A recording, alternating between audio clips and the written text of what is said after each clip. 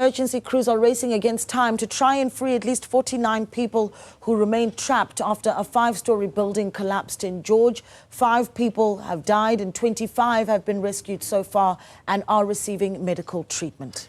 Video footage shared online showed the building, which was still under construction, being reduced to rubble in a matter of seconds just after 2 p.m. yesterday. At the time, 75 people were inside. While the Western Cape government is hopeful that it will find more survivors under the rubble. I'm being joined by the Deputy District Mayor, and they attend to the families, and it's important to understand that there's a lot of pressure, a lot of tension. It was a very long night for all of the families, and we thank all the volunteers and gift of the givers for assisting and helping us. And obviously on site, they've made contact with 12 people, so they work as fast as they humanly can, but also to be safe, because this is a collapsed building, and you don't know if you remove a piece of concrete, it might collapse further. So they need to be very careful what they do, but we've got the professionals on site, we've got the dog unit here.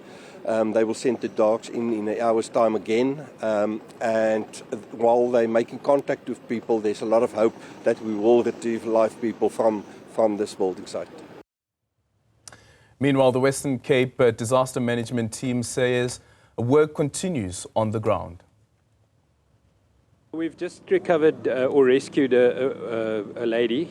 She's been taken to hospital, and that's been trapped since 2 o'clock. We're in the process of rescuing another 11 people that we are in contact with.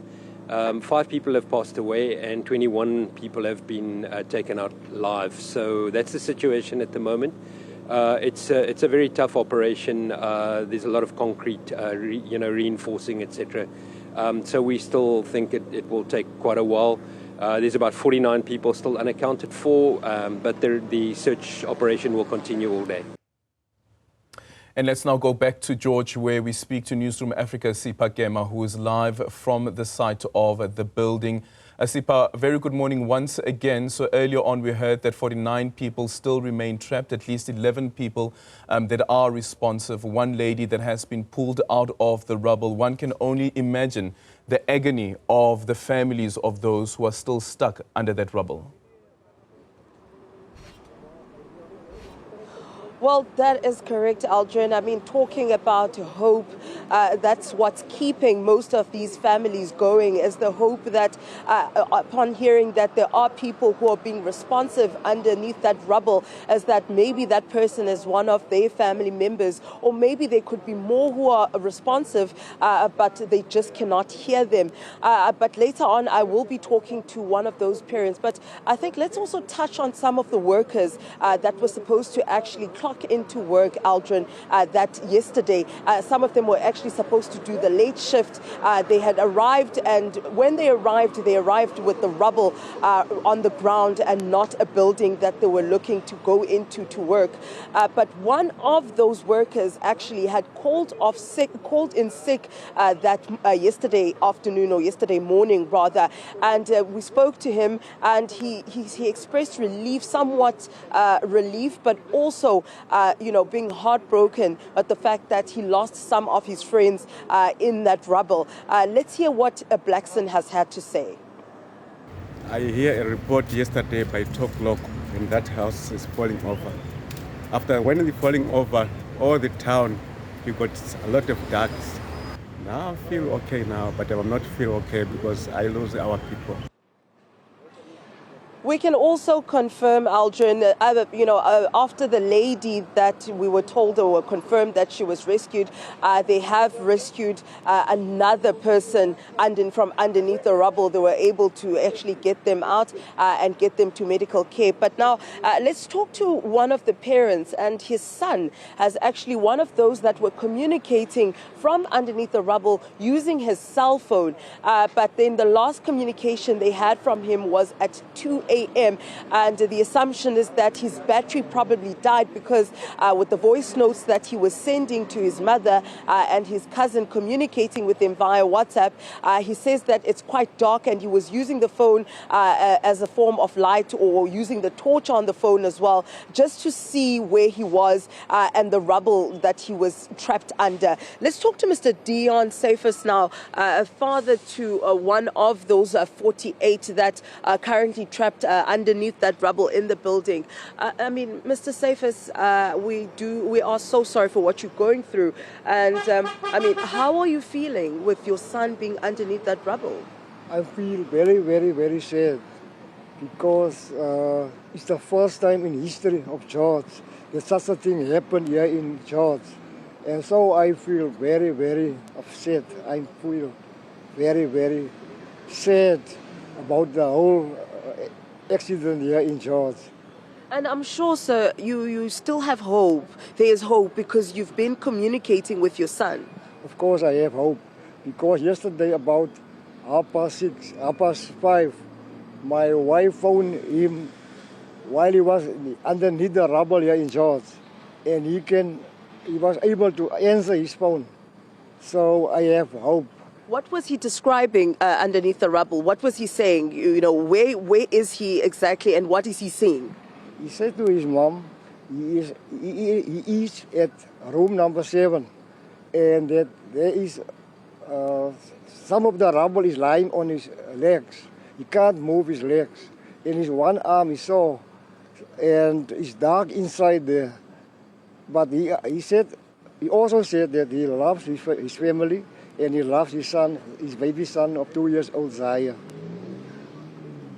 And now, obviously, I've seen some of the family members, others have traveled from Mossel Bay to come and be here with you today. Yeah, we travel all the way from Mossel Bay. In fact, I sleep last night here in the George area, here near the scene. And I leave the scene last night about 4 o'clock. And this morning I wake up about 6 o'clock and I'm back at the scene. It's been a long day for you, Mr. Sipha, and it looks like it's about to be a further long day, Aldrin, because as mentioned before, that it is a hard job what they're doing right now, because they already know that there are people who are alive underneath the rubble and responding underneath the rubble. They have to be careful and treat every moment carefully and take things slowly, but also at the same time, time is against those who are actually trapped under that rubble. As mentioned earlier on, that there's issues with whether or not the rubble is pressed against their chest, or where parts of the bodies that they are trapped under, but also looking at issues of toxicology, and what they actually breathing in, because some of them, they aren't getting oxygen inside or underneath that rubble rather. So those are the issues currently at hand. But we're also going to talk to you, Aldrin, later on, and talk to Gift of the Givers as one of those that was first on the scene and assisting. We do know that the sniffer dogs will be back on the ground to further assist with the search.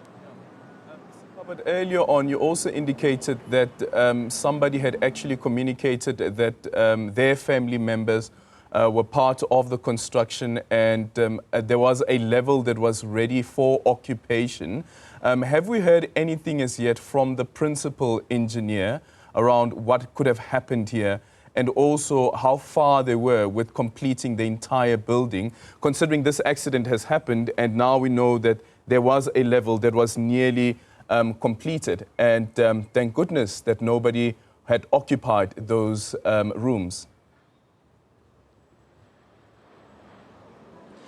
Well, I mean, Aldrin, just thinking about what could have happened is unimaginable, really, to be honest.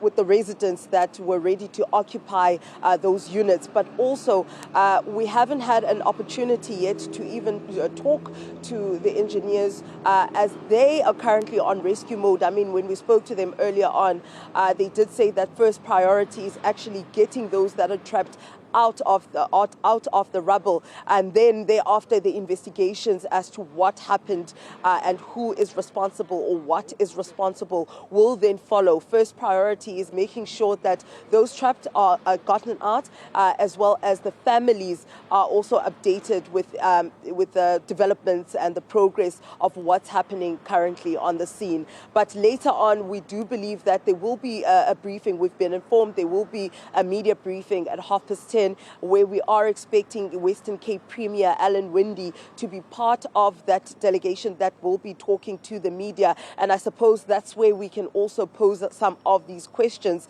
and get some answers regarding this building, because at the end of the day, Aldrin, it is the big elephant in the room, knowing the name of the company, knowing the construction, as well as what exactly happened to this building. Well, certainly, Sipha Kema there, keeping us updated with what's happening in George. This is, of course, on, we were told earlier on that the street that they were on, Victoria Road, has been closed off, and motorists have been advised to use alternative routes. You can also understand the business around that particular area as they try to rescue the 48 others. And we know that 2 people have now also been pulled out of that rubble. Do stay tuned to Channel 405 for the latest on that story.